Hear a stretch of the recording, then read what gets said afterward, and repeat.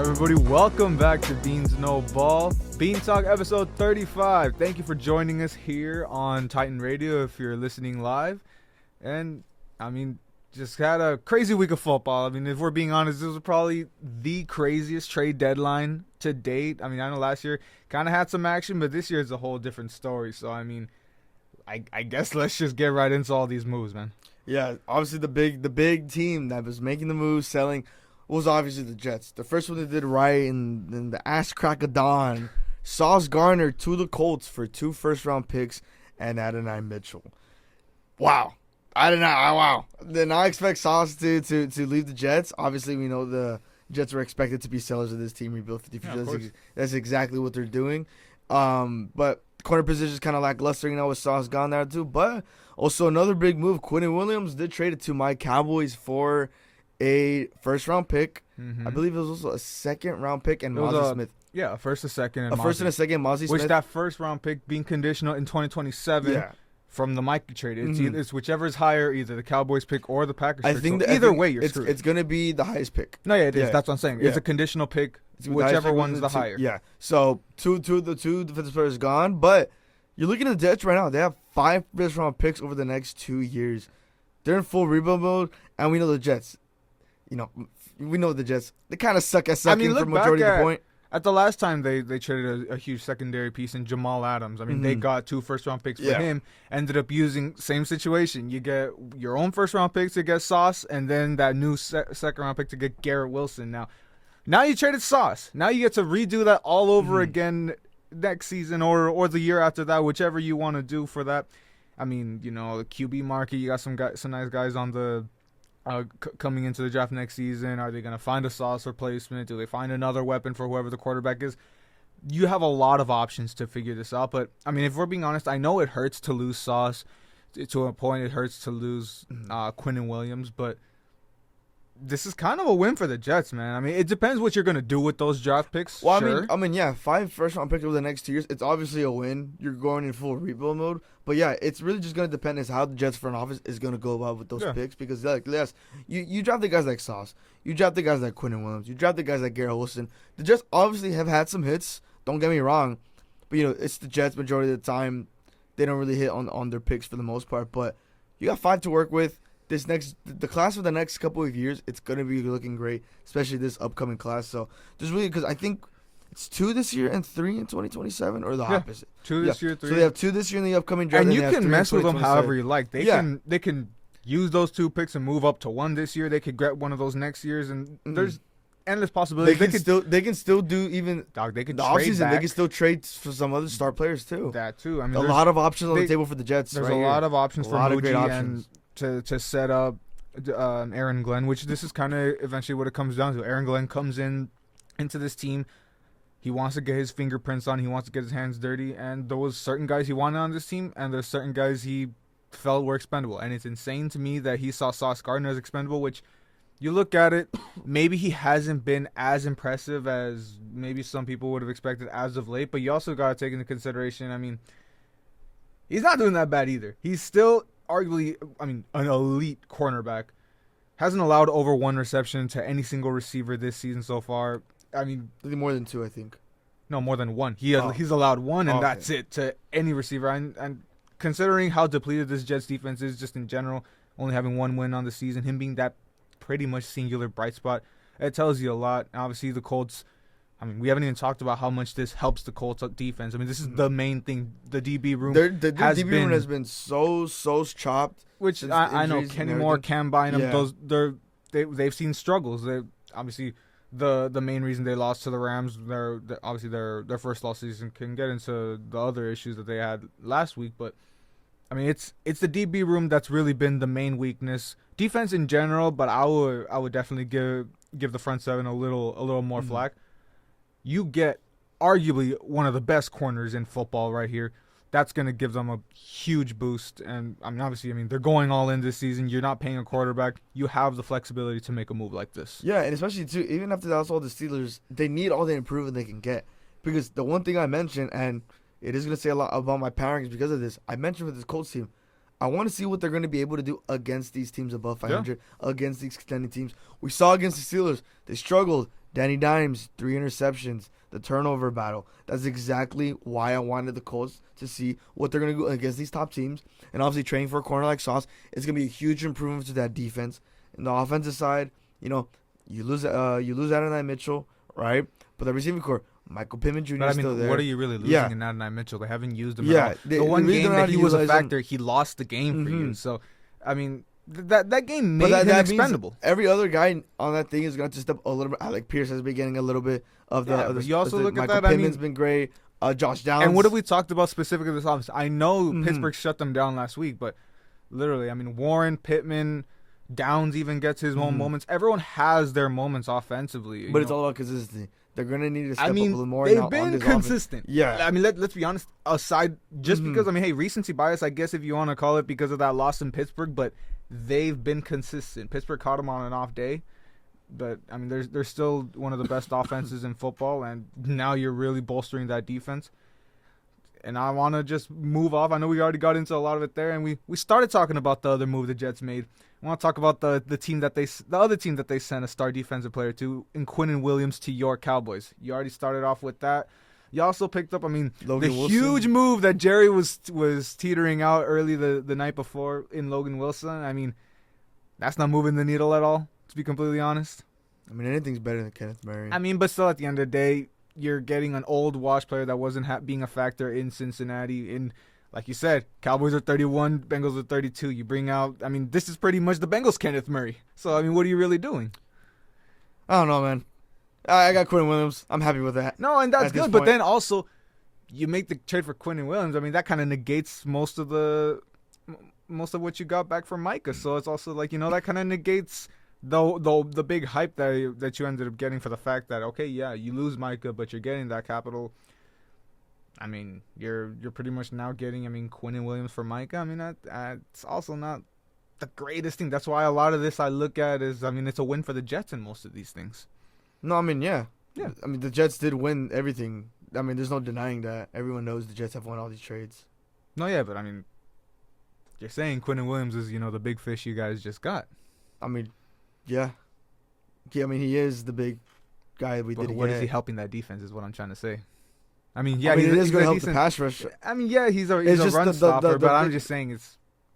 I don't know. See what the Cowboys do on this end. I mean, yeah, just in general, man. I guess I caught you on a bad day, but moving on to your other division rival, the Eagles. They're making a lot of moves.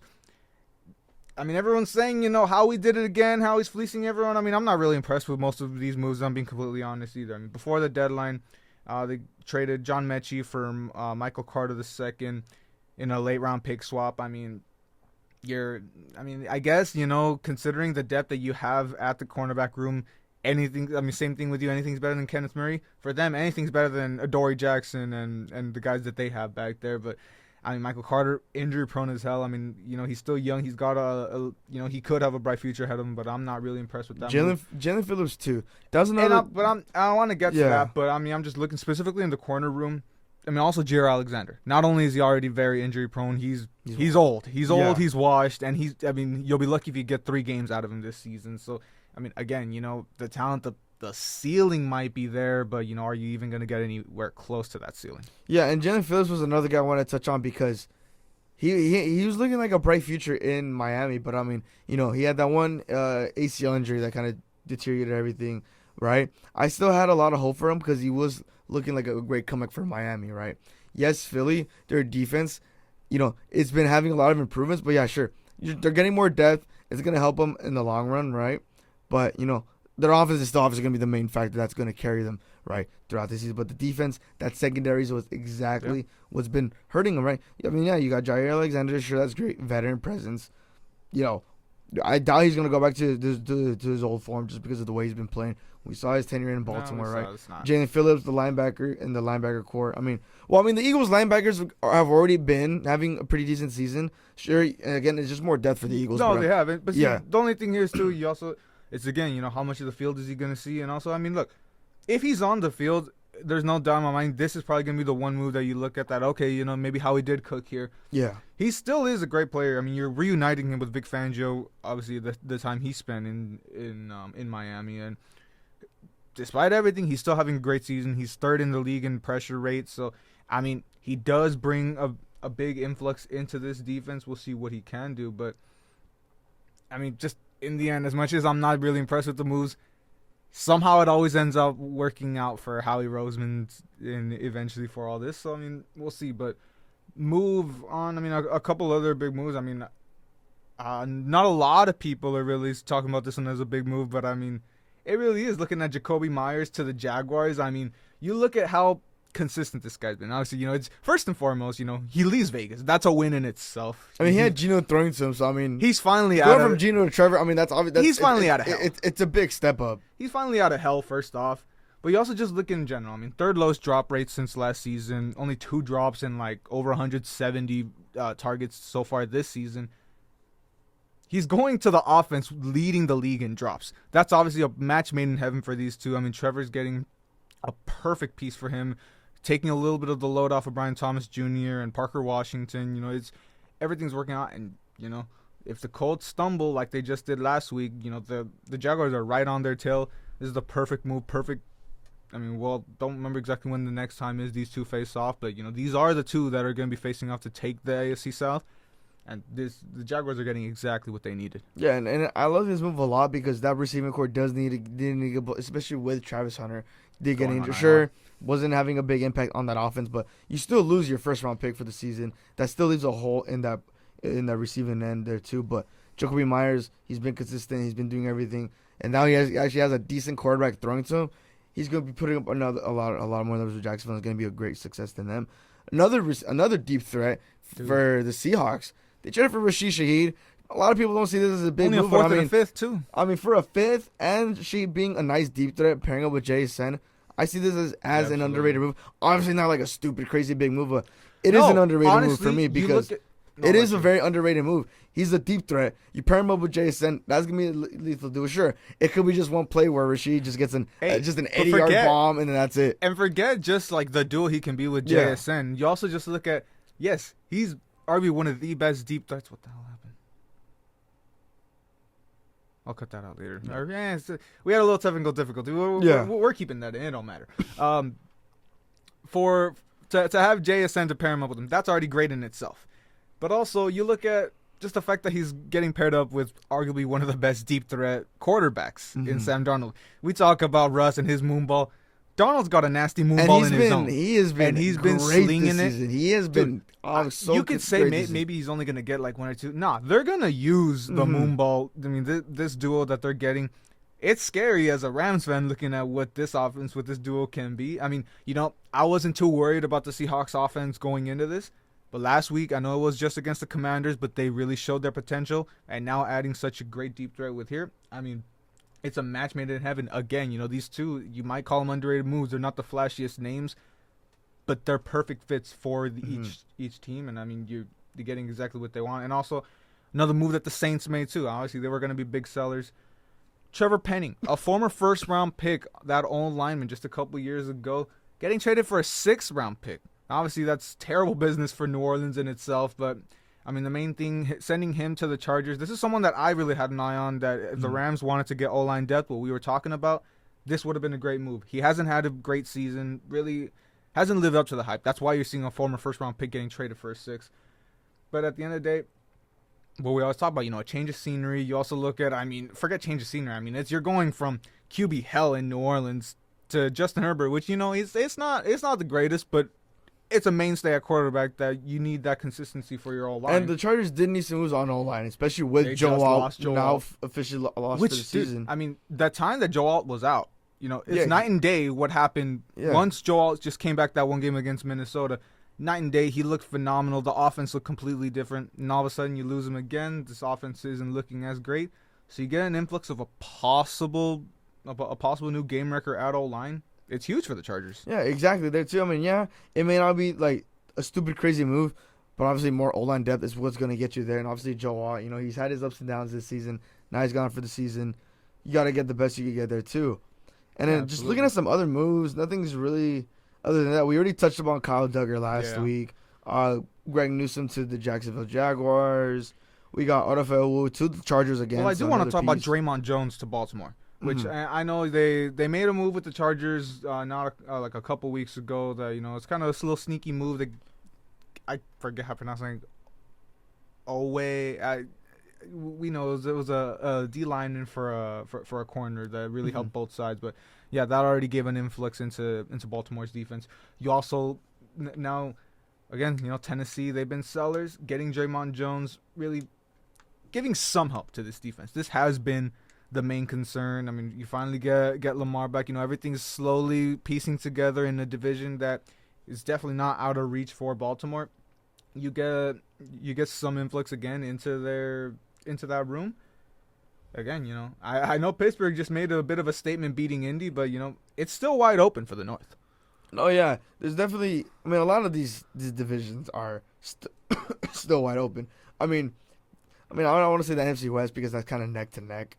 No, I mean, you're gonna call that wide open because it's anyone's division. You got the North. You got 3 6-win teams. Both North actually too. And the NFC North, no one below 500. Yeah, exactly. And in the North it's weird. It's a weird division.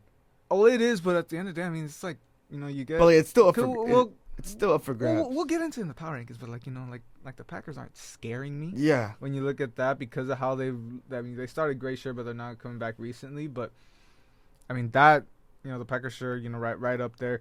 The Lions, they're catching fire, but they just got taken down by Minnesota, who is JJ McCarthy's finally starting to find it, which we talked about. If he can stay on the field and find consistency when he's on the field, that's something. And then the Bears, honestly, being one of the biggest outliers that we really can think about. I mean, Caleb can have such a phenomenal game sometimes.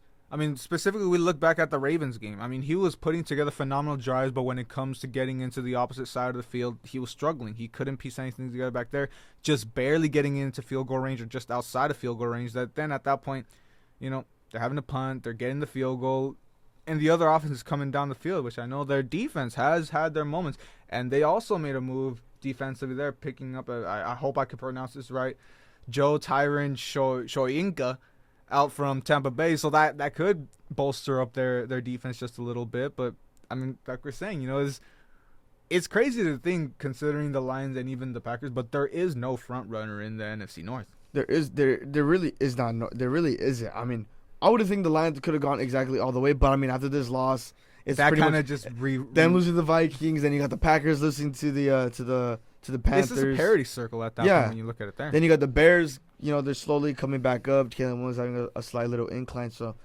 it's still up for grabs. We could see this division, all three of these teams and then go to. It's gonna come down to the end because the Packers have like 7 divisional games in their last 8 games. They've still only played the Lions at home divisional wise. So you got 2 games against the Bears, 2 games with the Vikings, and still another one against Detroit. 5 more. It's all gonna come down to it. It's gonna come down to those division games in the North, and even there becomes some sort of tiebreaker within the North. It's still gonna go down to conference wins, and we know how that's gonna turn out there too. But there's a lot of parity. Same with the AFC North, right? The Steelers are still coming back.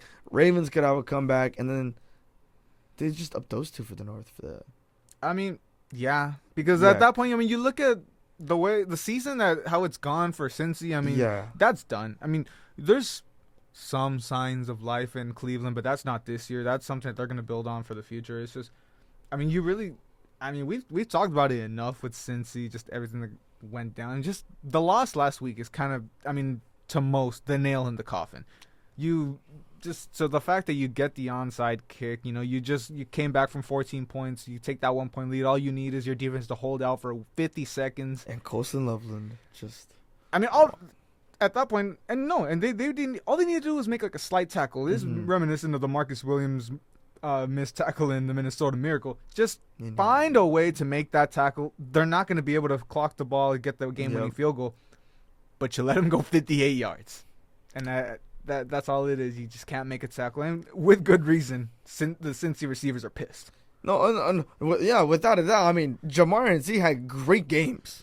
They had great games helping that whole offense. T's been on a generational run. T has been 10 straight home games with a touchdown. I mean, even with like we've been saying, with the living fossil of Joe Flacco doing this, he's still putting up numbers. How great could this team be if they just had a mid defense? Just a mid defense. If they had a below average defense, just giving up like 25 points a game because they're scoring 40. Yeah. You can give up 30 points a game, and that could eventually still get you to win games because of your offense being so good. But you got a generationally bad defense.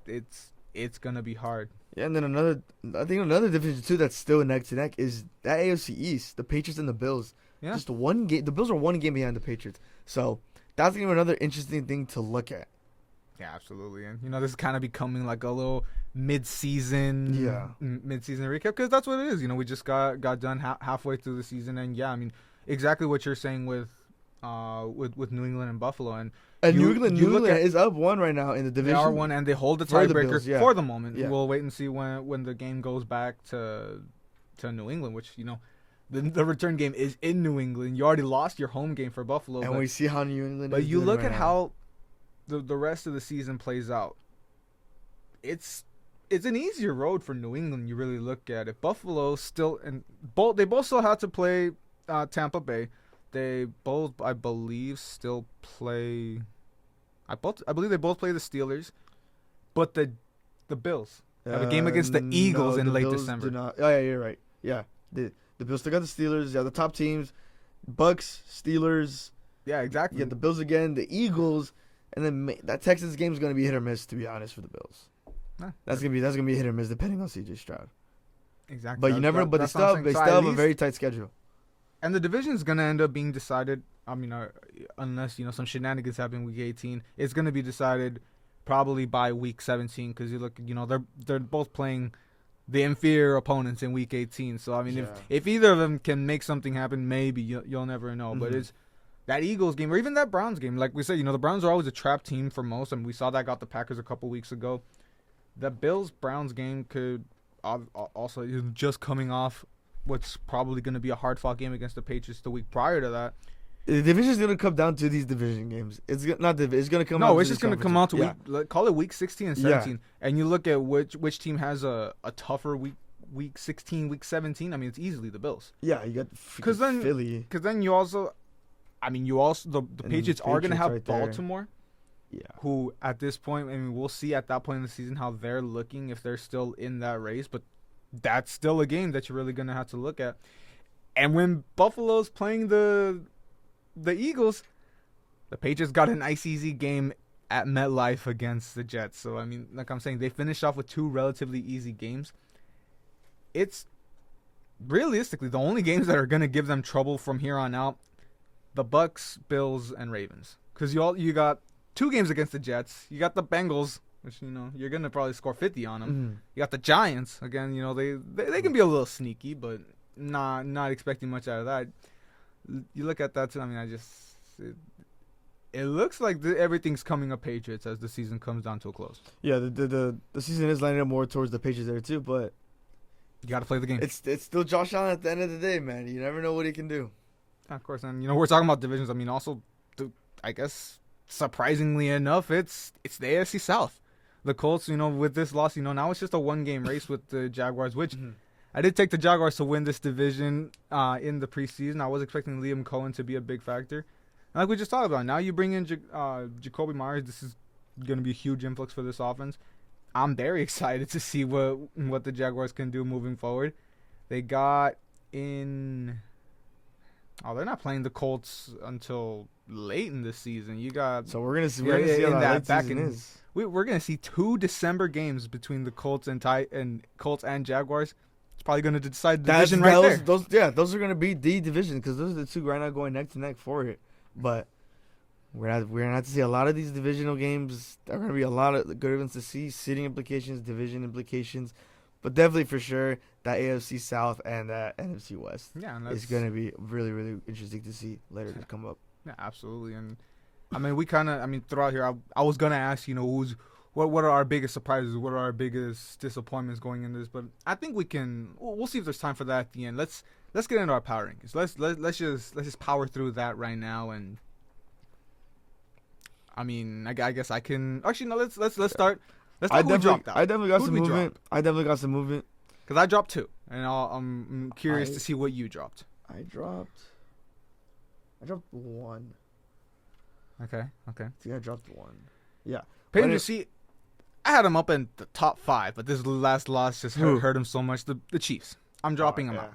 That loss hurt them enough. They're 5-4. I can't justify putting a 5-4 team above some of these right now. Yeah, I dropped the Packers. Me too. I dropped the Packers. That loss, as much as I had my hopes for the for Carolina moving forward, and they're an above 500 team, sure, but that was just an ugly loss. That offense hasn't looked great, so I also had to do that too. But let's get in here. One of my new teams, just as I kick it off with the 10, it's the Steelers. I mean, that win, I could have put them up higher because of the magnitude of that win against my number 1 team going into this. But, there's still a lot of questions. I'm still not fully there on the Steelers, but, fact remains, they beat the best team in football in a hard-fought game. That defense had Danny Dimes looking a little worried. So, I mean, it was big for them there from not ranked to just cracking into the top 10. For my 10, I have the Bucks. Wow. So I ended up dropping the Bucks 3 spots. And look, I still love the Bucks, On a bye? Huh? On a bye? Yeah. This is the one time there. But you're saying, the one thing I mentioned a lot about the Bucks is, the injuries could come back to bite them, in the long run there too. And if the defense keeps staying inconsistent, it's going to leave more time for Baker to keep coming back. And we've been seeing this Bucks team with Baker has been good for him coming from the back, but that's only going to take you so far. Baker's not going to be only able going to take you against the majority of these teams. What happened against the Eagles? Yeah, and we're seeing how this NFC is becoming a little bit more dominant. You got the Eagles, the Rams, the Seahawks specifically too, and then I guess, the Lions, they're still a very dominant team in the NFC. So it's going to be really hard to compete there too. And then not even that, I'm not even going to hold it off because the Panthers still have a chance to retake the lead in the division. So a lot of questions up for this Bucks team. And until my 9th spot, I dropped this team 5 spots. It's the Colts. Damn, it is the Colts. And like I mentioned last week, what you were biting my ass about, I want to see what they're able to do against these top teams. And that right there proved it to me. I had to drop them that low. Still got them in there, in my power rankings just because, they're making moves. They made the Sauce move. They're bolstering up the defense. Everything else on the set. You lose a piece on offense, but you got a lot of more offensive weapons to help you gather around for Danny Dimes. So I'm not too far sold out on the Colts there too. But obviously the Sauce move is going to be a huge factor to that defense to help them improve. But I just want to see what they're going to be able to do against these above 500 teams. Of course. I mean, I can't be mad at that. I still hold them in high regard. I feel like they got caught on a bad day, but I mean, nothing to say there for it. But I mean, in my 9 spot, I'm moving the Broncos up 1. It wasn't, that impressive of a performance. Obviously, it was an ugly win against the Texans, but from what I had to drop out, had them at 10, moving up 1. Obviously we have to see a lot more out of them. And the defense, I mean, sure, holding them to 15, holding them to only field goals. It's good, it's against an NFL opponent, but it's against C.J. Stroud playing like crap and then against Davis Mills. So, take that with a grain of salt, but at the end of the day, they're still 6-2. They're at the top of the West, and they're still finding ways to grind games out. Mm-hmm. So I'm going to have to keep them in that spot. And again, moving up 1 again, it's the Bills. I see, still not like fully impressed, but obviously the win against the Chiefs really does cement them, for what that's worth. Obviously, that's why the Chiefs are out of here. They really couldn't handle it in this one. But I mean, just like you said, I guess the main thing you want to see the receiver depth show a little more. If you're not gonna have a number 1 receiver, you're gonna have to at least have depth, and we need to see a little more. But the run game was amazing. Josh Allen was amazing. So, I mean, they're making a slow rise. Yeah. So for my 8th spot, this is where I have the Broncos here. Okay. So. Yeah, could I interchange them between the Colts and the Broncos? Yeah, I could have the Broncos at 8, Broncos at 9, Colts at 9. It's interchangeable between those two. But, yeah, like you said right there, that performance against the Texans, it was pretty lackluster. You really wanted to see more. But from this Broncos team, we know they can put up a fight against these top teams. I mean, they beat Philly. That's already a great sign there, too. They're top of the division around the AFC West right now, 2 games above the Chiefs. So, the things are going to the Broncos side. They're still able to close out games. Their defense is still able to help them out. But, like you said, I still have them this low. But like you said, I want to see more from their offense. I want to see more from Bo Nix because, he started off the game 3 pass yards against that Texans team. But, I mean, it was a very great Texans defense. Don't get me wrong. It is a great defense right now. It is a very good Texans defense. Mm-hmm. So you can't even, put most of the fault on that. as of right now, the Yeah. top-rated defense in the NFL. So Yeah. you do, like I said, you do take it with a grain of salt. But Yeah, but I mean, against that, I mean, look, the defense was doing their job against against Davis Mills, right? They did the job, but the offense obviously still a top defense. But you know, like again, it's the same points. This offense they need to connect more. They need to get aggressive early on. And then for my 7th spot, this is where I have the Steelers. So the Steelers has been so inconsistent with me and the Steelers, but I got them at 7. Yes, they got the great win against the Colts, the top team in the league. Aaron Rodgers is looking great, but I have them a little low. I want to see a little bit more in the run game, a little bit from Jalen Warren, having himself a better game on the ground. DK Metcalf, Calvin Austin, needed to have a lot of more improvements there too. A-Rod, at this age, he's still able to get it done with no matter what he's working with. The offense can still get going, but it just, again, at the end of the day, it's just more consistency from these teams and the defense. Defense keeps playing like that, and the Steelers are going to be a very scary team coming late in the AFC. Yeah, absolutely. No. I mean, going into I believe I'm up to 7, if I'm not mistaken. Yeah, up to 7. The Buccaneers. I did move them up 1, considering other things. I mean, they're on a bye, so they didn't have nothing for me. I mean, I find it surprising that you dropped them so much, but you know, there's all the movement. There's reason to move people around, and you know, for the Bucs, actually, I don't think I moved. I think they were my 7 already. Yeah, no, I didn't move them. They're staying pat at 7. I mean, I guess mainly because of the bye. I mean, I don't have much to say about them here. It's more about other teams, you know, what they did to get around them. But I mean, it's, you know, we saw they've been kind of slipping up recently. That's pretty much what you were talking about. I don't want to add too much more, but we'll see if they can figure it out coming off the bye. That's obviously gonna be the main tell. But you also moving into my 6. Again, I think with you with the Steelers, it's me with the Seahawks. They're in, they're out, but this time, I mean, they do a big jump from not even in the ranking to top 6. I mean, it was just against the Commanders. That's the main thing I'm gonna say. I could have put them higher if it was against a decent opponent, but that's my main thing. What you say about the Colts, it's what I need to see about the Seahawks. I want them to have these performances against decent opponents for what that's worth. And yeah, I mean the main reason they're back up is because the offense finally showed me what that potential can be. You see what I mean, Sam Darnold going the whole first half, a perfect 16 for 16. Everything's humming. Obviously, JSN keeping his pace perfectly. So I have them up here. They're gonna stay here. You got that acquisition of Shaheed. Let's see how much they can move after that. So I also got the Seahawks at the 6th spot. Right. So for I mean, they moved the 4 spots on my list there too, and it's for exactly the same reason you said. Right, Sam Darnold's having a great year. Jason's making a contention. They get Shaheed, another D3 to bolster up that offense. The young defense is looking great, right? But you know, same thing with the Colts, like you mentioned. I still want to see a little bit more contention against these top teams. But the way Sam Darnold's been playing, I know they can do this. And I didn't expect much from the Seahawks coming into this season. And I'm definitely eating my words about this team moving forward. And then moving on to my 5 spot, this is where I got the Bills. Okay. At the end of the day, it's Josh Allen.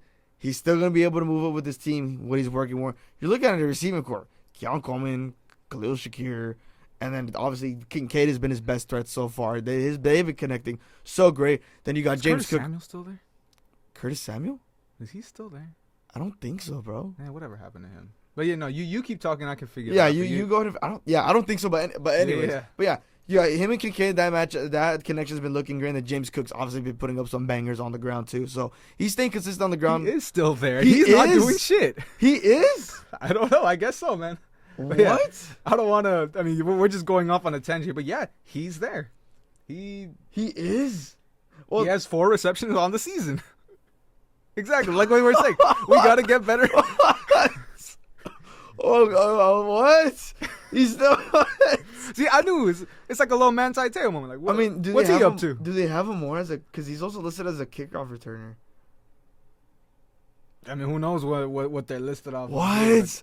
So you're telling me we went half the NFL season without realizing Curtis Samuel was a Bill? How the hell? Well, anyways. I mean, but that's the thing. He only has 4 receptions, so there's not much to talk about with him.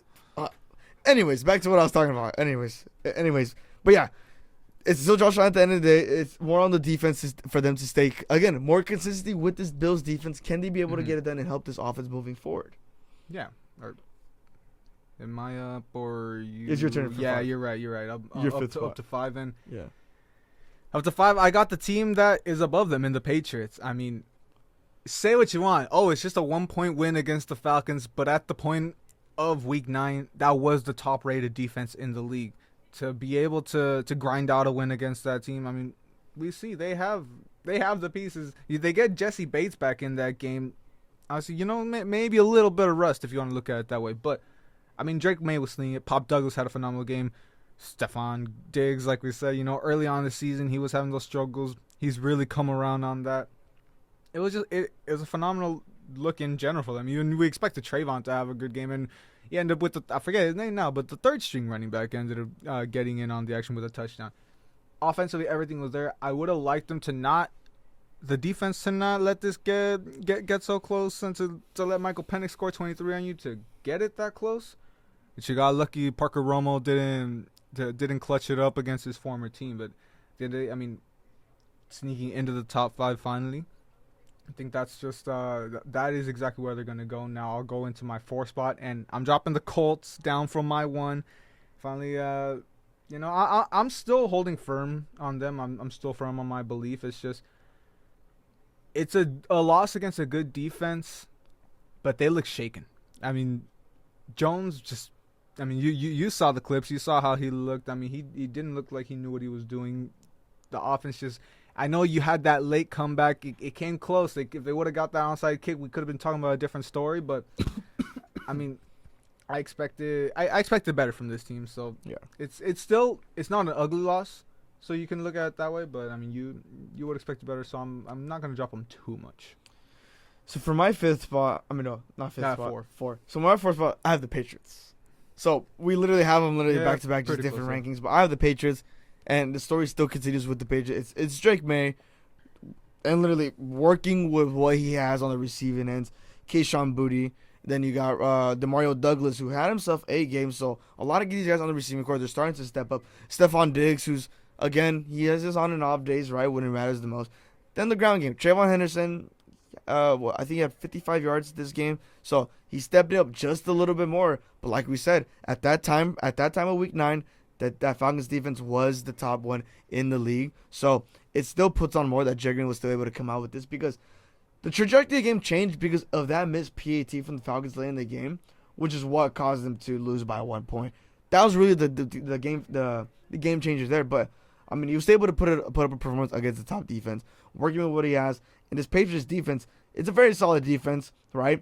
But obviously, look, to have Michael Penix do that, to come back at that point, it obviously still draws concerns. But I mean, they're top of the East right now in the AFC, and I'm not looking too down on the Patriots. Now moving on to my top 3 spots, I'm gonna keep your Rams at 3.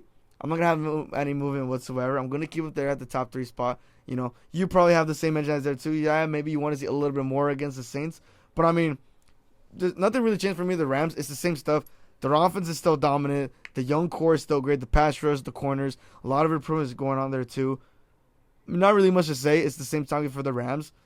And then obviously Matthew Stafford. Of course. That's obviously the big factor, and the Puka. Yeah, of course. In my 3rd spot, I'm going to have the Eagles. They're moving up just 1 spot, on the bye. Can't say too much about them. But, I mean, of course, a couple teams staggering back, I mean, I'm gonna keep them there. Don't want to say too much about them. Again, kind of same with the Bucks. We know what we know about them so far. It's just wait and see how they respond after the bye. In my 2 spot, I got the Lions.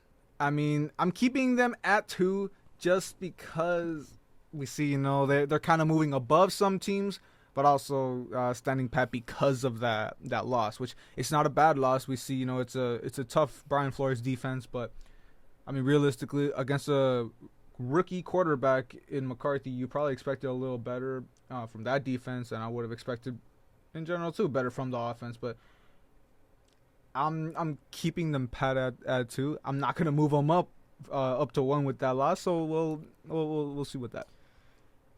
So I also got the Lions at the 2 spot. I'm gonna keep the Lions at the 2. I moved them down 1 from last week. I mean, like you said, that Vikings loss just came out of nowhere. I mean, Gibbs was held. Everyone on that team was held, and on a Vikes team that is not really a trap team. They're just good or mid. Like, it's not. Well, they're just a dark horse. Yeah, it's a weird spot, and then with McCarthy coming back too, so you never knew. I really didn't know what was going on that game. I didn't even expect that whatsoever, the 2, but I'm still not holding on the Lions. Obviously, it's just that one game, right? But against these teams, there's no reason they should come out and a loss when you have such a threat of an offense like that. And then for my one spot, and this is why I hate the bye weeks, but I have to put the Eagles up there at the one spot. Do you though? I don't want to, but I'm keeping it unbiased, right? I mean, just that whole offense is finally clicking. Everyone's finally getting involved. AJ and Devonta, right? Saquon's finally having to come up. And you mentioned this too. Once Saquon is finally turning the wheels back on, it's gonna be lights out for the league, for the Eagles. I mean, they're obviously, outside from the Lions, they're obviously the team to beat right now, currently at the 1 seed. They're making improvements on defense, adding a little bit more depth, right? A little bit more improvement in this Eagles team. I hate to say it, but they're improving every single week, and I hate to see it, but gotta keep it unbiased.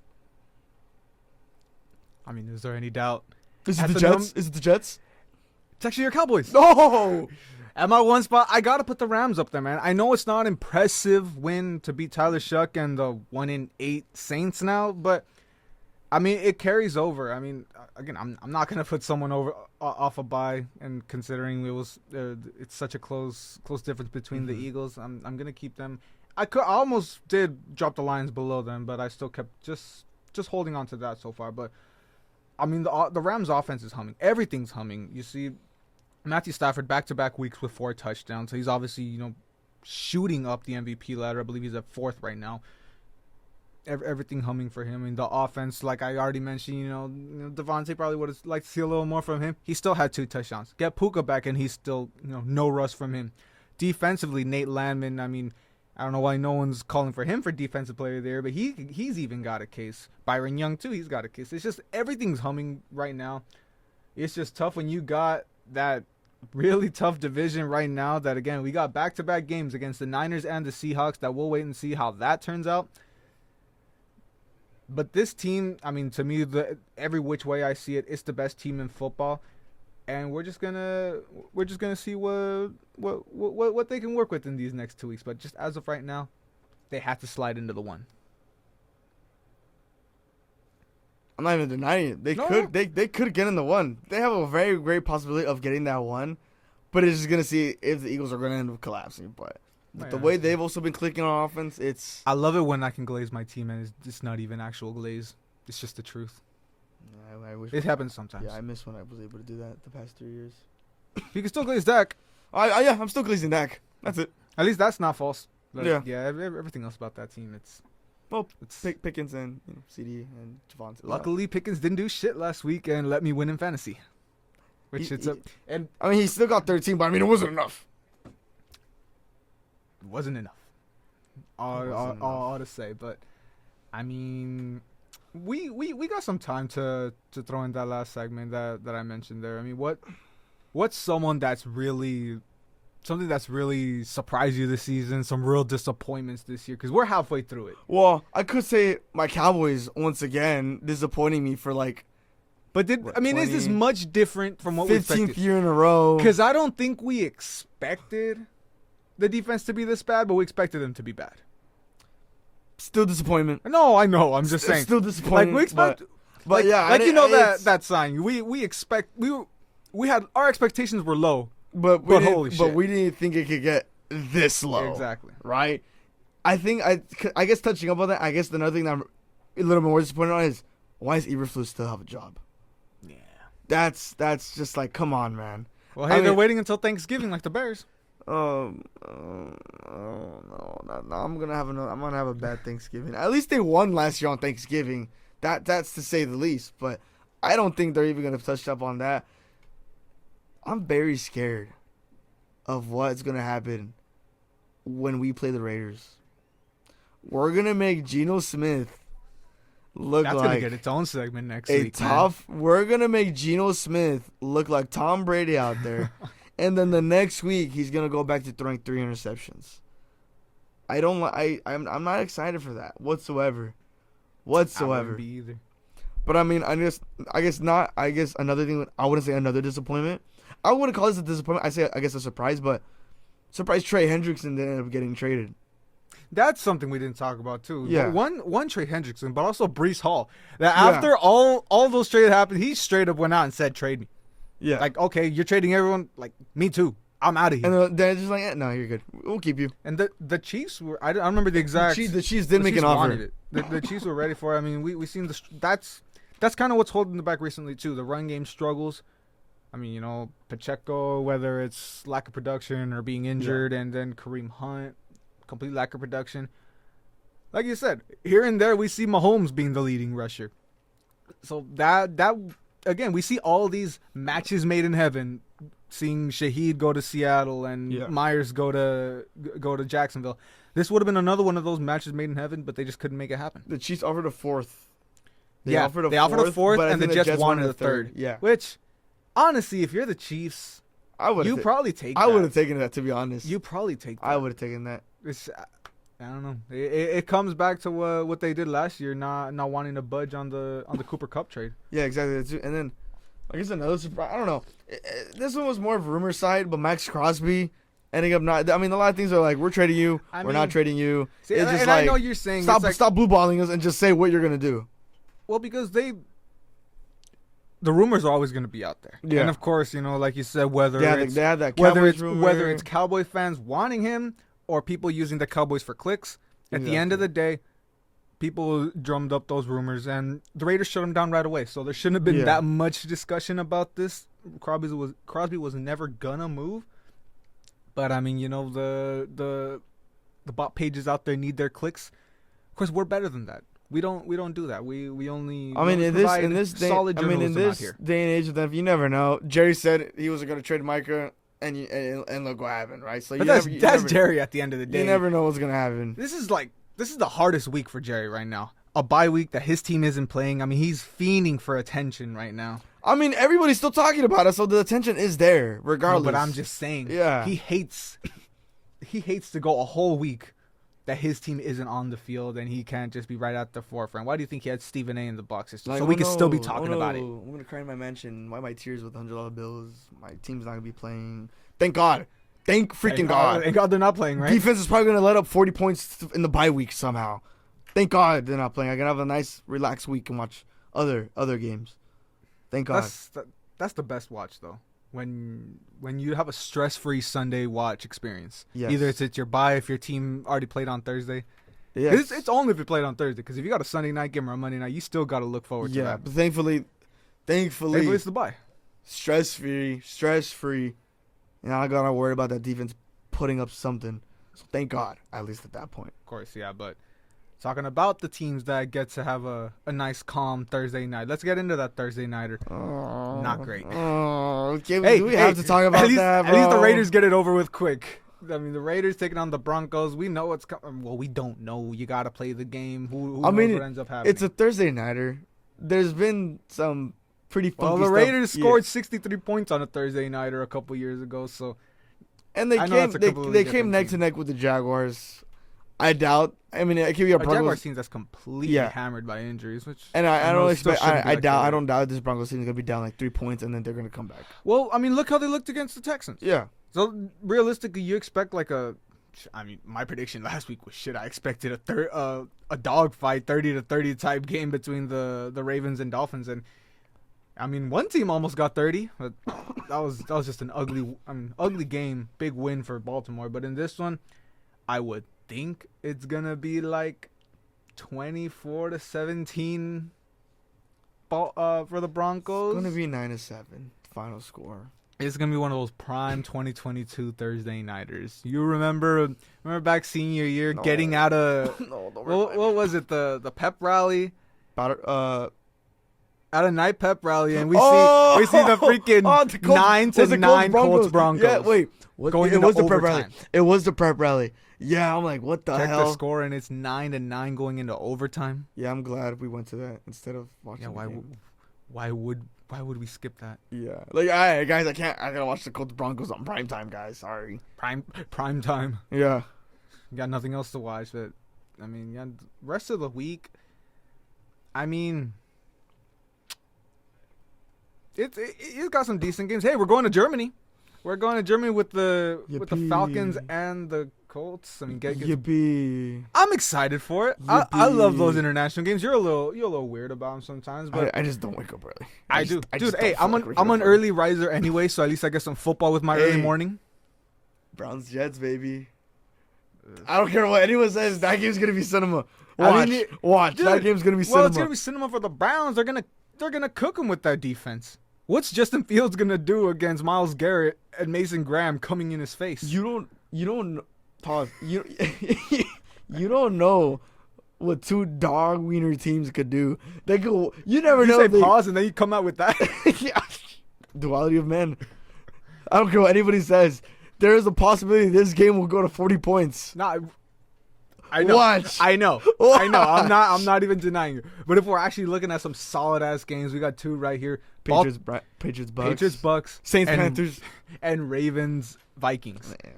Dude, I'm telling you right now, the Ravens are saving their season, and the Vikings are sneakily looking like one of the teams that can make some noise in the Rams, NFC. Niners too. The Revenge. Rams, Niners in Santa Clara. Santa Clara. I'm dreading that one, man, because we play like, oh my god. Oh, we have a lot of great games actually.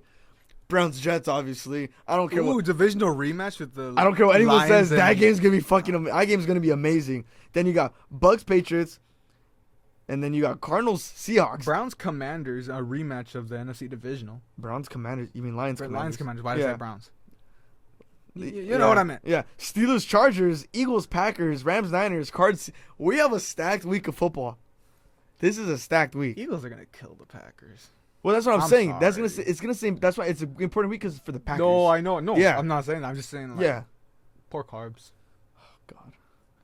But yeah, we have a lot of great weeks. I don't care, bro. I mean, there's a I'm duality. tuning into Browns Jets, bro. I swear to God.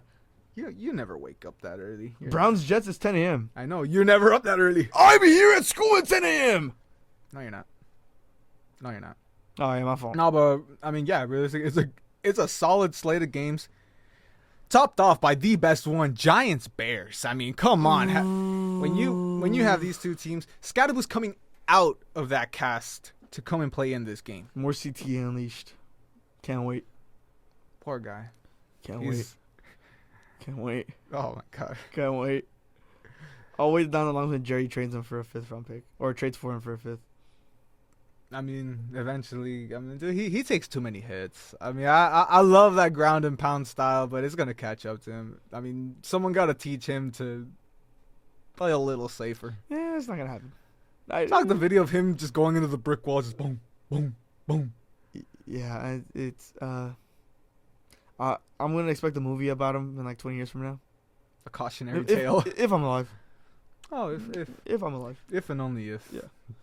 I mean, yeah, that's got a good week ahead. We do have I a mean, good week ahead. And also just considering everyone just making their debuts in their new teams. I mean, we didn't even mention this, but about that Germany game, Sauce can be the first player in NFL history to play in 2 different international games for 2 different teams, as he just played with the Jets in London, and now he's going. If he makes a trip Hopefully that jet to lag- Germany. Hopefully the jet lag don't get to him. I need the Falcons to lose. We need that high draft pick. They're working for us right now, 3-5. So losing, penis. Michael Penix. So he's gonna decide this week that like, hey, I remember who I am.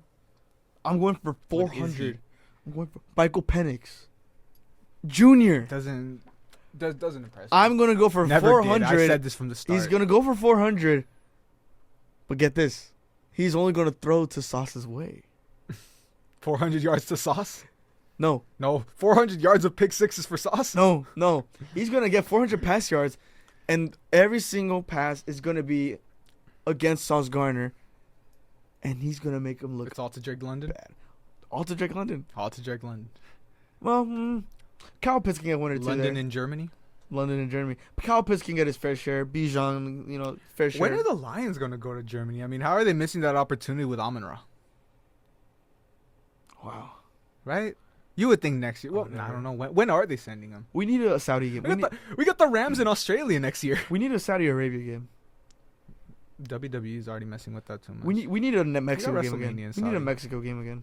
Right? We need a Mexico game. What was the Dude. last one? Senior year's Niners, right? Niners Cardinals. Niners, Dude, Cardinals, what's yeah. up with that? We were supposed to have a Mexico game. That Chiefs Rams game was supposed to be Mexico, but then a freaking Shakira concert messed up the Azteca. We need a Montana game. No. I'll do what MLB does. The Field Gaza. of Dreams in Iowa. Huh? Oh, What? we're both. Iowa and Gaza? Same thing. Game in Bakersfield. Oh, Oh. my God. Keep it Titan Stadium. Oh. Well, we forgot everything else. That was just the 10-minute yap session. That's pretty much. I mean, dude, Diddle. because why not? Yeah. I mean, yeah, we actually filled out the allocated time for once, which you know the bosses at Titan Radio should be a little happy about. You guys can stop clamoring about that, but I mean that pretty much does it. I mean, nice jam-packed video, a lot of information that happened this week. But of course, thank you guys for watching. If you didn't get to get the whole live experience on Titan Radio, be sure to tune in on YouTube. Get the full viewing experience as well. That if you wanna see whatever our reactions were for all of this, but. Thank you guys for watching. Be sure to like and subscribe, and be sure to tune back in as we recap this amazing week 10 slate that we just got into. Browns Jets, baby. We will be there. No red zone. Just that's getting the full screen. That is the full screen. It's getting the full screen. I will be there. We'll see you guys next week.